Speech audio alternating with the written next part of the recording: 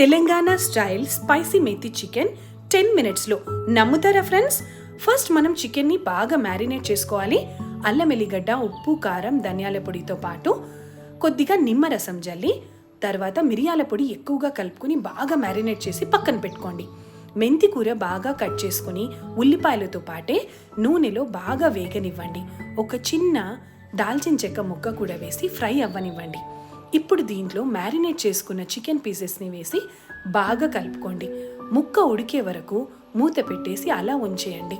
తర్వాత ముక్క ఉడికిన తర్వాత ఆప్షనల్ అండి, టొమాటో పీసెస్ 1 or 2 పీసెస్ వేసుకుని చక్కగా కలుపుకోండి.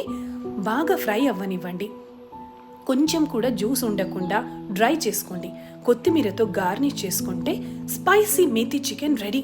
ఫ్రెండ్స్, చూస్తుంటేనే నోరు ఊరుతుంది కదండి. తప్పకుండా ట్రై చేసి కమెంట్ చేయండి. Thanks for watching.